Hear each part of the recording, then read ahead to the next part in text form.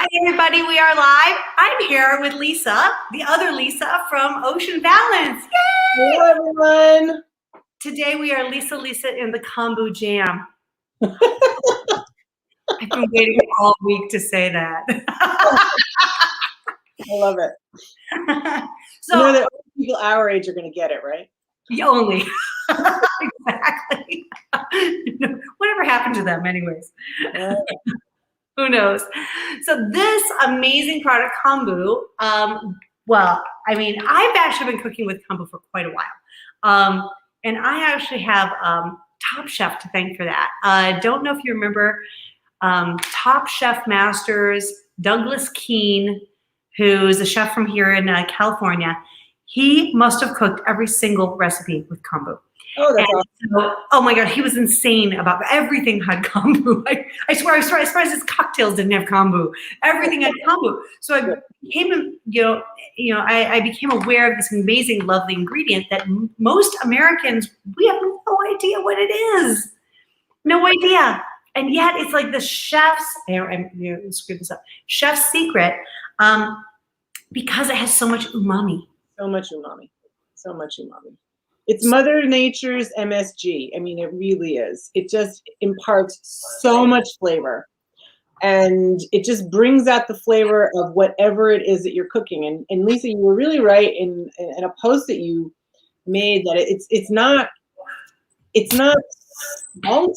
It's just a flavor enhancer that will intensify the flavor of, for example, in this dish, the asparagus and the onions. I feel like the onions are just on overdrive on this dish because the kombu is behind it, kind of like pushing it forward. And the onions are just delicious in this recipe. And they wouldn't be that good, in my opinion, if the kombu weren't there. So Lisa, show everybody the recipe. So Lisa's got hers finished. Yeah, so well.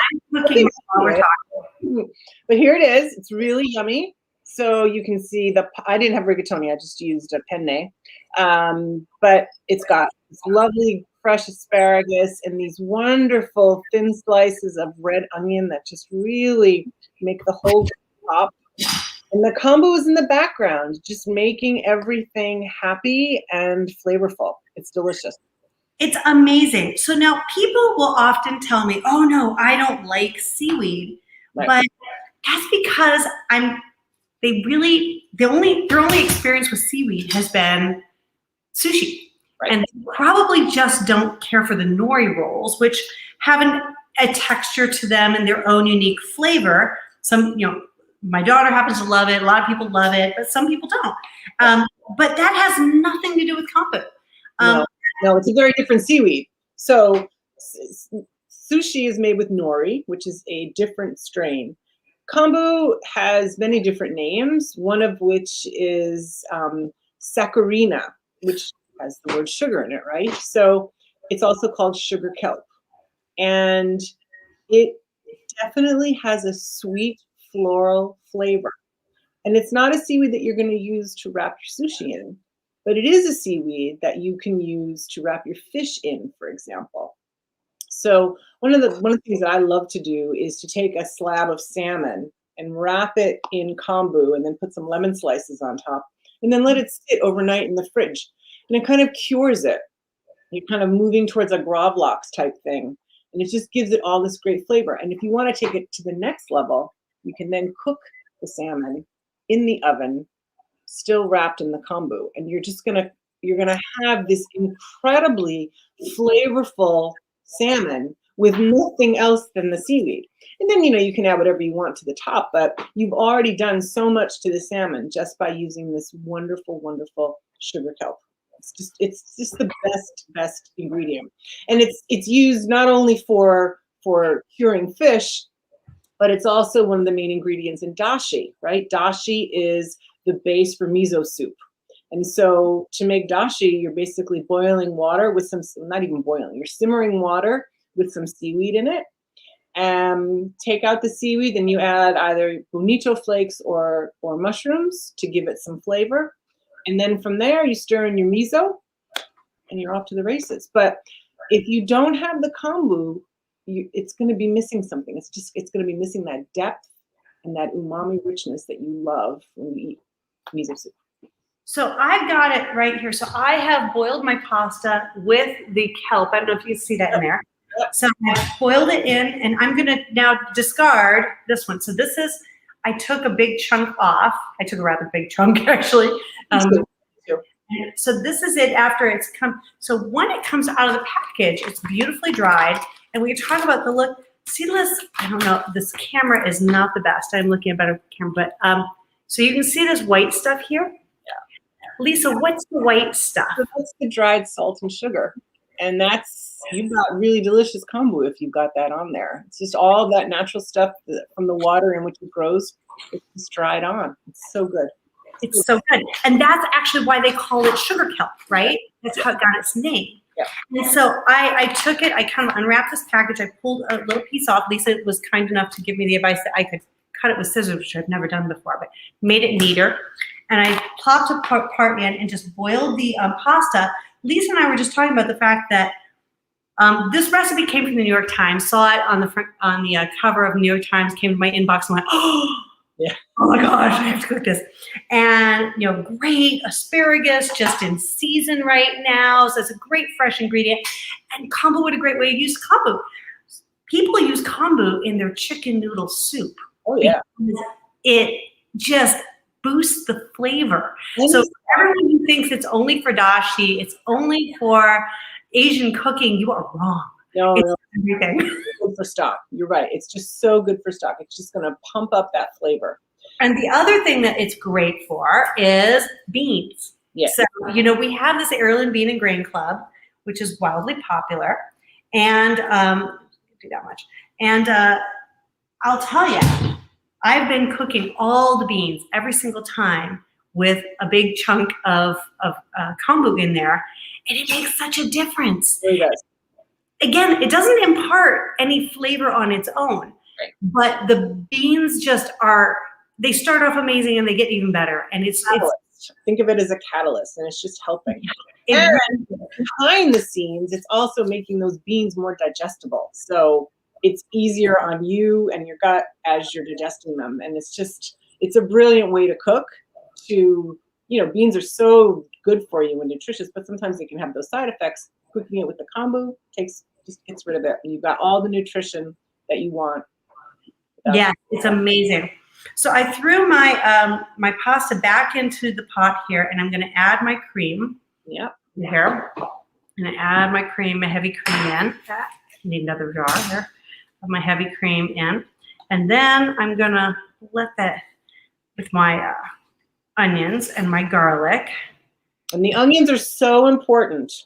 I was telling Lisa before we went on that I was a little skeptical about the onions at first. And then when I had the finished dish, oh, they're so good. They bring the whole dish up to a different level. Delicious. Just amazing. Here, I'll kind of let everything go. I've made a little addition to my kitchen. I brought a little hot thing so I could, because my stove is behind me, so I can't. Nobody can ever see me. Yeah, that's a great idea. Over here so everyone could kind of see. So I've got everybody. I threw it right back in there in the pot, and now I think I'm going to add some. Now is when I add pepper, and I'll tell you what. I had this kind of brilliant idea this morning. First of all, a lot of pepper. A lot of pepper.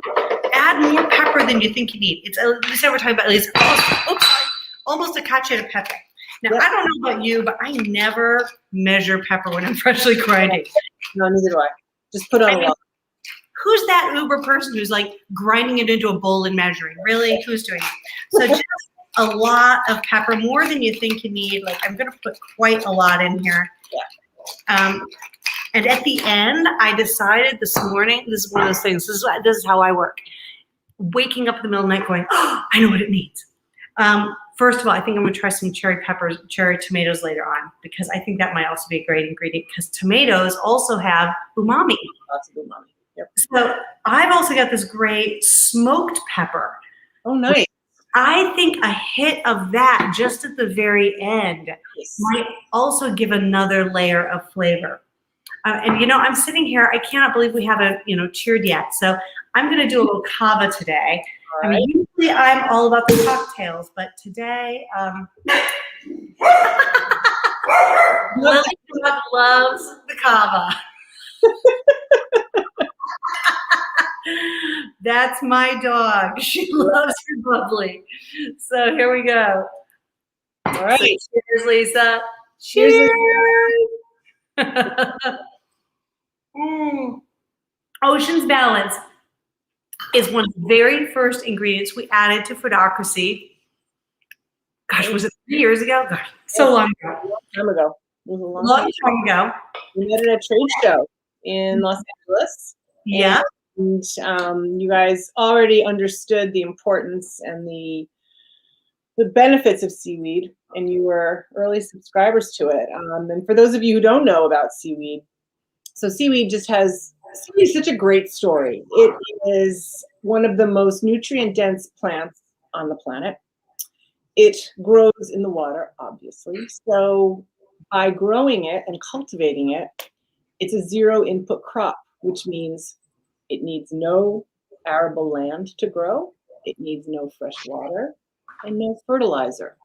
And on top of that, not only is it doing no harm, it's actually doing good because its natural growth process means that it's absorbing nutrients from the water. And so it actually helps to reduce ocean acidification because it's absorbing carbon from the water. So in Maine, there are lots and lots of seaweed farms that grow hand in hand with shellfish, because shellfish are one of the worst victims of ocean acidification. If the balance is off in the water, their shells can't grow hard. So by growing seaweed and shellfish, you're ensuring that the shellfish are going to get nice and hard. Now, in the waters of Maine, it's not really such a problem because the water is really clean. But in terms of the potential for seaweed to help mitigate the effects of global warming, it's just the poster child for doing good.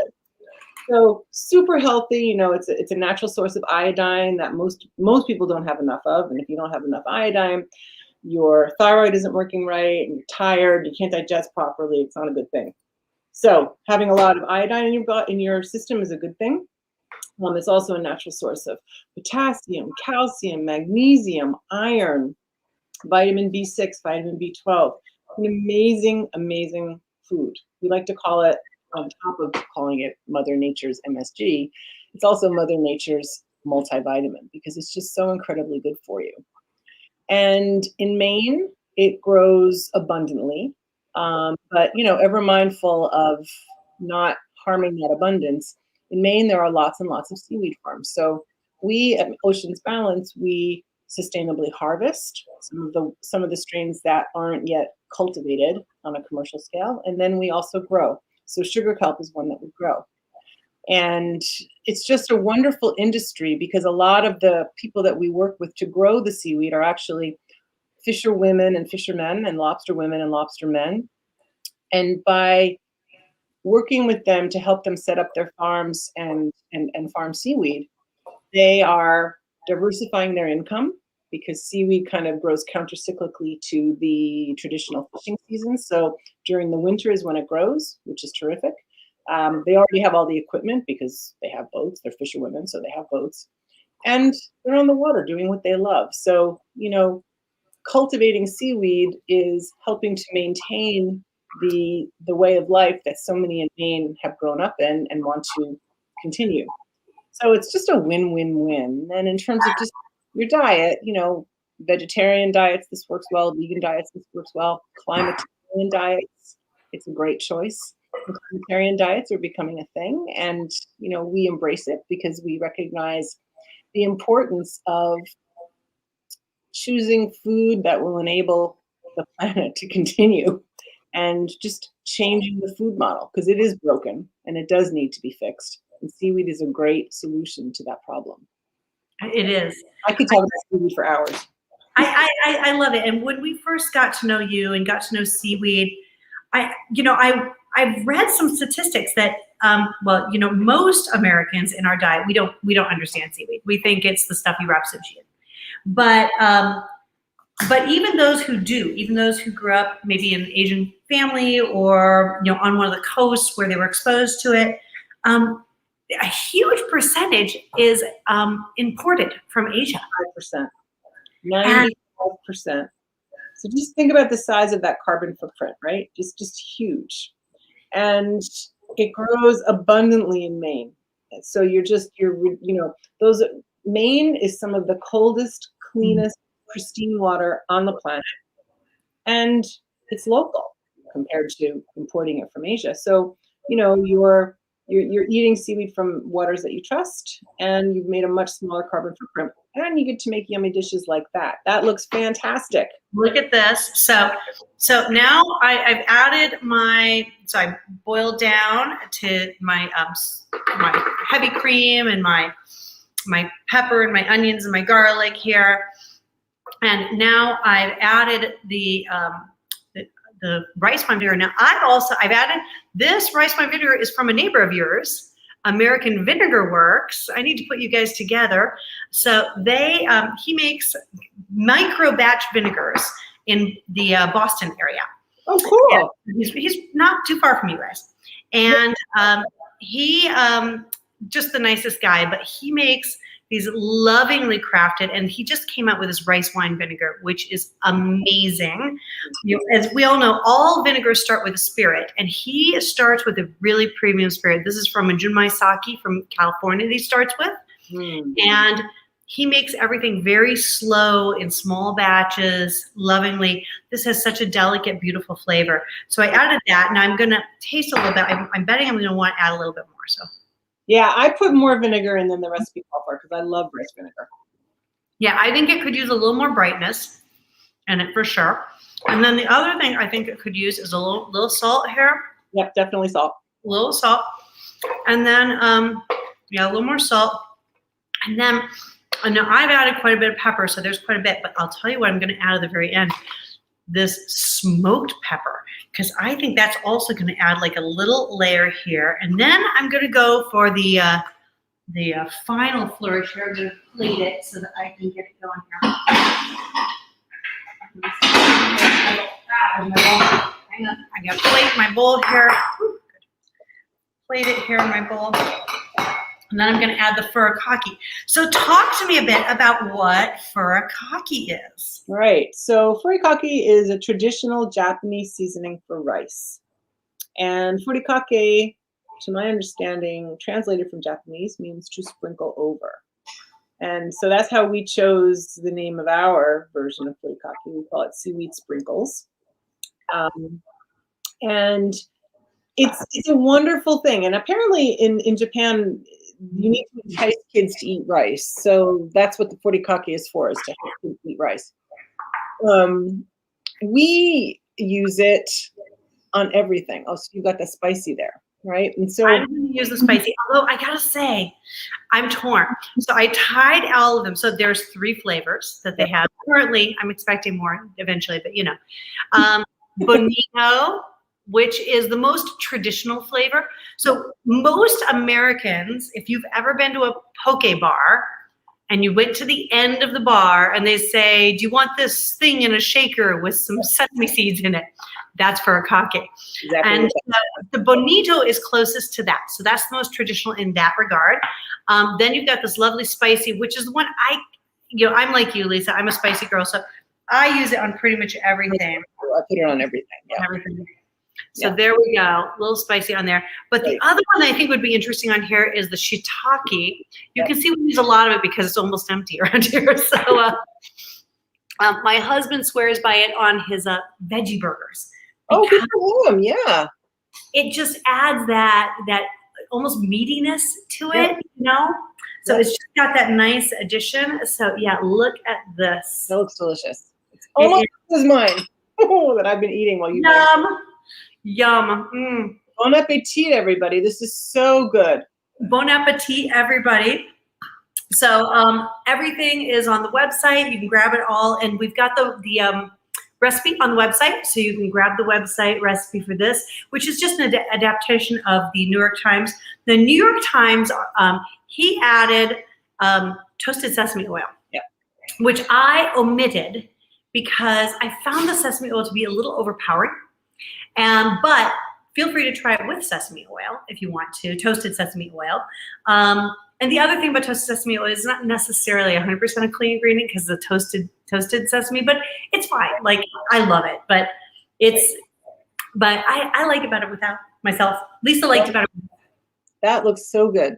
Almost as good. Yeah. And one more thing I want to say about our furikake, our sprinkles, is that it's also made with kombu. So we are big fans of kombu. We wanted to make a furikake that was a little healthier. So we took out the oil, we reduced the sugar and the salt to drastically reduce them. And then we used, seaweed from Maine, this nice yummy kombu.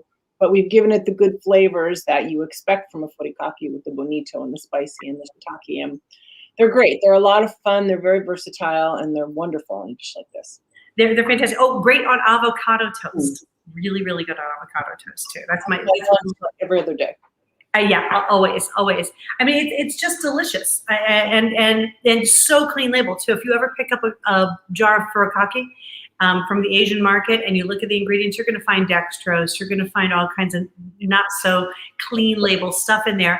And also remember, it's coming all the way from Asia. It sat in warehouses and on boats and so forth. So it's not even kind of fresh. And who knows where that seaweed came from and what waters it was in.